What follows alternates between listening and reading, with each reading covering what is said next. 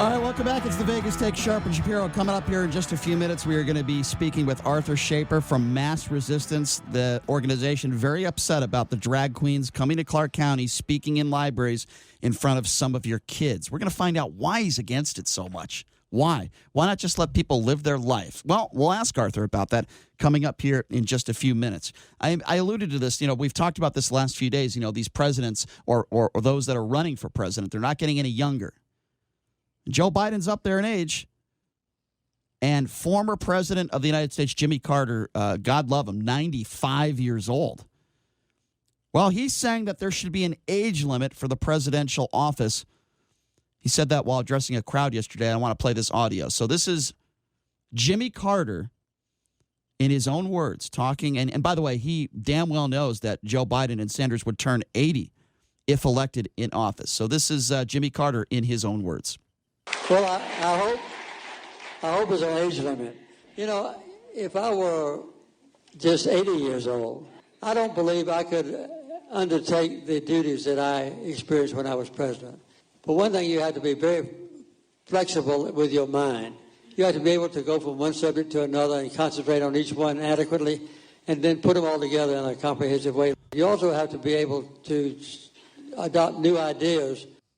I'm not going to say Jimmy Carter had the best ideas when he was president, but so I'm not sure if he's the most credible talking about this, but I think he's right. I tend to agree with him. I don't care if you're a Republican or a Democrat. I think that if you turn 80 years old, you probably shouldn't be the leader of the free world. I think you have to have a somewhat of a mind that works properly. I'm not sure Donald Trump. I would actually say maybe even 70. What do you think, JD?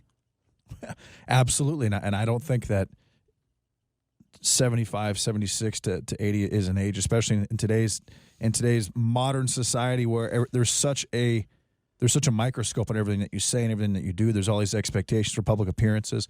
It's a lot to ask of somebody that age. I think that 45 to 60 is kind of the ideal range for the president of the United States, which Barack Obama was, by the way.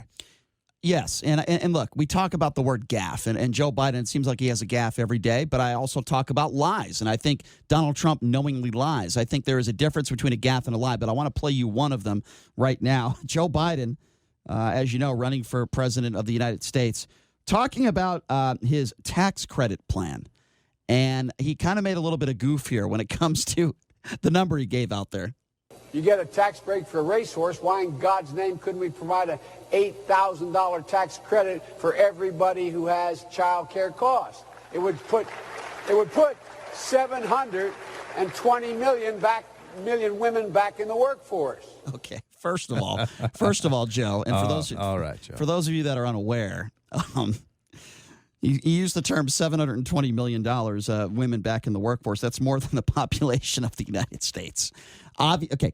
That's what I mean by a gaffe. But you really can't have a president talk like that. Just like I say you can't have a president of the United States call Mexicans rapists. Just like I say you can't have the president of the United States insult war heroes. You can't have the president of the United States making friends with evil, murderous dictators and siding with them over the United States of America. Just like I say that, you cannot have Joe Biden talk and come up with these types of numbers that are just not true, and it's just gaffes. When Donald Trump makes a gaffe, it's actually a lie. But when you have to give me an example. For example, when he talked about the deaths related to the hurricane, the last year's hurricane.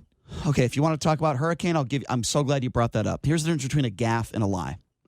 The president One said, is Donald Trump, no, I'm answering your question. Who you perceive to be a liar, and one is Joe Biden. It's not that I perceive. Who you perceive to be a good man. Okay, it's not a perception. Okay. I'm giving you an example right now. When we talk about the hurricane that transpired a few weeks ago in the Bahamas, and the president stated incorrectly that the hurricane was headed towards Alabama. Everybody said he was wrong. Now, I don't mind making a mistake, even though if you're the president of the United States, he was wrong. So what does he do? Instead of just doing what, say, Joe Biden does and said, well, you know what, I had a gaffe, I misspoke, and that's what Joe Biden does do, and he did it in regards to that number.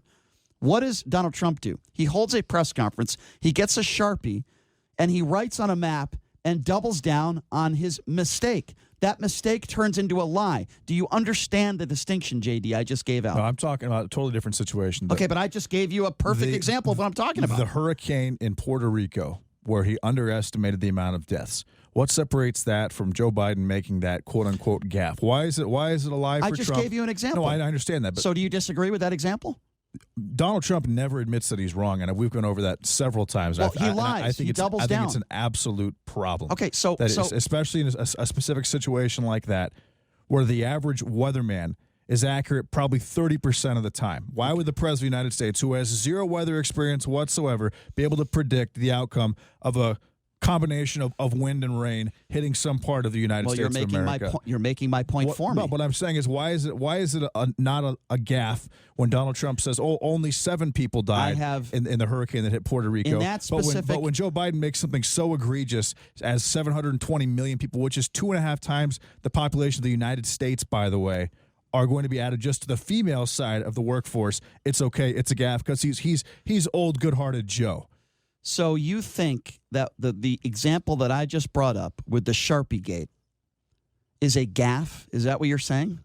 I'm talking about the hurricane. No, obviously, I agree that Donald Trump created an actual issue by tweeting about that 10 or 12 times. It was a lie because it brought attention to him that he didn't need. That's not a gaffe, though. Can we admit that was a lie? The attention should have been on North Carolina, which was getting hit by that hurricane. Can you admit when he realized that he made a mistake and he goofed, he lied? Can we admit that? He had many people around him that said that hurricane was never going to hit Alabama. So what does he do? He grabs a Sharpie and he holds a press conference and he doubles down. Can you admit that was an intentional lie? It wasn't a gaffe. There were several reports that it was going to hit Alabama. You're the president of the United States. It's a hurricane. It moves, and he's also not a weatherman. I'm not sure that I would call that a lie. Every weather service that you're avoiding my question. Why is it okay for Joe Biden to say what he said, but Donald Trump can't say in that specific? The underestimation of the hurricane that hit Costa Rica or Puerto Rico. And we got to take a break. But in that specific example, I can't get in Donald Trump's head. If you want me to give him the benefit of the doubt and say, well, I guess that was a gaffe, that's fine. But the point I'm trying to make is, he lies on a regular basis, and he has no credibility. And I think that, again, in this digital age where everything is nitpicked and everybody pays attention to exactly what you say and everything can be fact-checked, being 75 or 80 years old is a problem, and it's going to be a problem moving forward. Okay, we got to take a quick break. When we come back, we're going to be joined by Arthur Shaper from Mass Resistance about this drag queen story. Take a break. Be back right after this.